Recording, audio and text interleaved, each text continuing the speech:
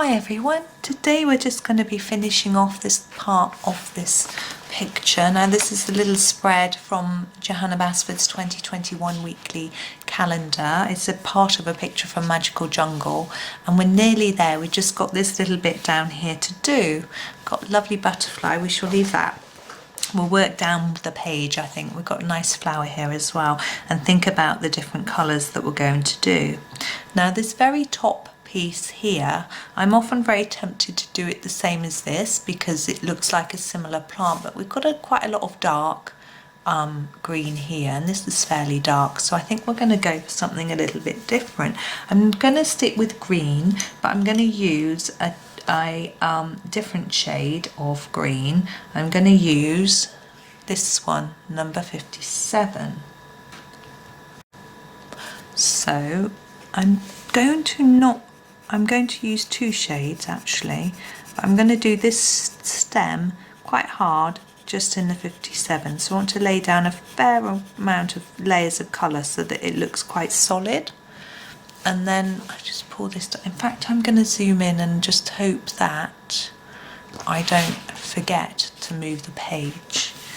And then here I'm going to start with quite a solid layer and then reduce that pressure towards the top, and we will leave a little bit white and we'll come in with another colour. So we're going to do the same thing on each of these. So if you're colouring along, you can go as fast or as slow as you like. I think I'm quite fast, and that's probably why I go out the line so much. But and also I think I press quite hard. Sometimes I think especially when you're new, pressing this hard can actually hurt. Now I don't know whether these two bits are part of this plant or they're another bit of another sort of branch of this plant sort of thing. So I'm just going to go up here while I think about what to do with those. So again, lots of pressure here, and then less pressure, less layers towards the end.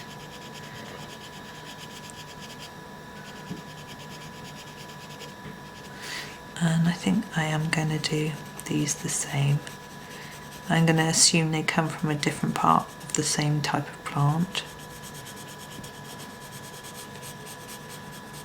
And we've got that bit there too. Now just looking at what else, we've got a piece here you can't see down here, which I think I'll do in the same way. I'm just putting the tiniest bit on there. And you'll see, hopefully I'll remember to show you what I'm doing in a minute. This is number 50, so this is another light green. I just thought I would try something a little bit different because I've got so many green combos on this page. I try a different combination of greens. So what I've done here is I've pressed quite hard up here and then reduced the pressure and blended it through. I'm going to do the same on each of these, so I'm not going to take this down the stem, this part. I'm just going to do it on these little leaves.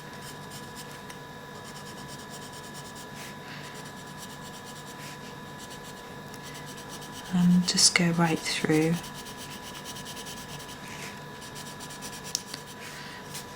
And this top bit.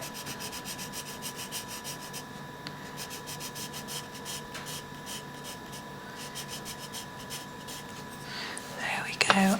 And I'm going to lift it up so we can see this one. I can do a bit on that one too. So that's us done with that. I'm just trying to get it all in shot. I should just pull out just the tiniest bit. You can't see all of the butterfly. Or you can if I'm pushing the page down. Right, so now we've got this little tendril going down here. We don't know where this is coming from. We can't see any of the rest of the plant. We've got quite a lot of greens in shots. We've got these pale greens here, we've got dark greens here, we've got various greens here as well. So there's a lot going on. I was tempted to just use this one again, but there's a lot of it there. So I think what I'm going to do is grab this one, which is number 56, and just do the whole of this in this pale colour. And it's different to this one. You can see it's a bit more yellowy, so it looks different. And I have used it I don't know, oh, I've used it on these, but it's because it's blended in with yellow and other colours, it doesn't look the same, so hopefully it will look a little bit different to the rest. And I'm going to just keep these plain. You could blend in another colour, maybe a darker one at this end or at this end if you wanted to. I'm going to keep it nice and plain and simple for this bit. And while I'm doing this, I'm looking at this flower and this butterfly and thinking about colours. Now we haven't got very much yellow, but we've got yellow flower centres. We've got an orange flower. We haven't got a dark blue flower. We've got this sort of lighter blue flower, so I'm thinking maybe blue might be the way to go for that flower. So I'm just finishing up this. Oh, now is that a bit of stalk or is that two thin stems next to each other? I've got no idea. I'm going to just colour it in as if it's a bit of stem. Doesn't matter, does it? So flower. Now we've got a tiny bit at the top which I think might be green. Now which of these leaves might that flower belong to is the question.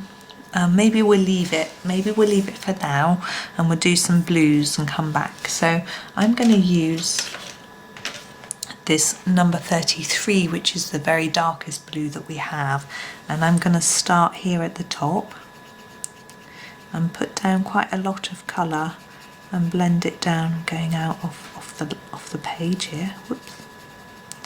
And blend it down. I want a sort of graduated colour, and the same here. Now here we've got two petals meeting, so there'd probably be a bit of shadow between them, and so I'm just marking that gently in. And also this one would probably be further behind than this one, so it might be a bit darker. Now this one's even further behind, so I'm going to make that even darker here and lighten it there. What's going on here? I think that might be the petal there. I think that's right. I'm going to darken this a little bit. It's a little bit unsure and didn't do it too dark at the beginning. Just going to fade it down though.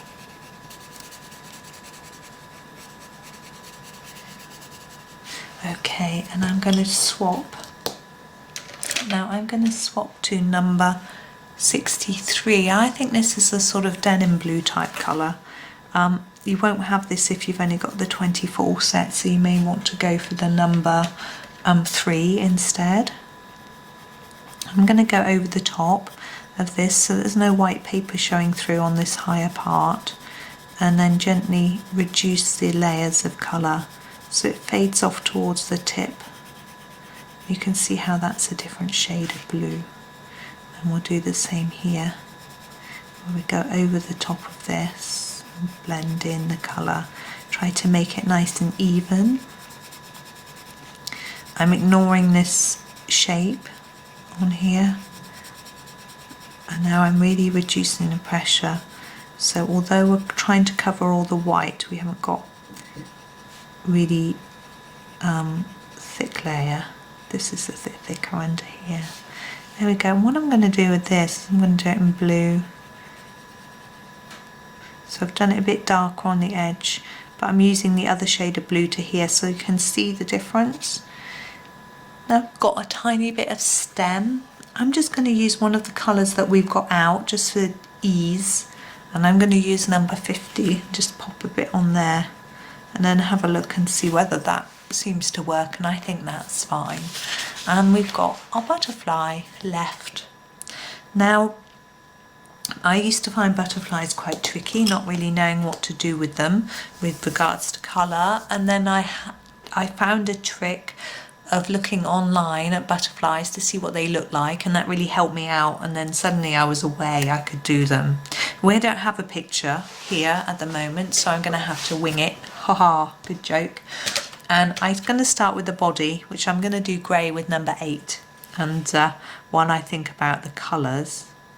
Now I try and do the head so that it's a bit lighter in the middle than it is around the outside, and the same with this part of the body. So you see I'm going around the edge with a dark line and then reducing my pressure. So although I've coloured in the whole thing, it's darker on the edge, and try and do that on this piece as well, although it's a bit thin. And that for me gives it a bit more shape of the body, so it looks like the sides are shaded, so as if it's darker, so I think it makes it look more rounded. I hope that you can possibly see that as well. And then we need to think about the wings.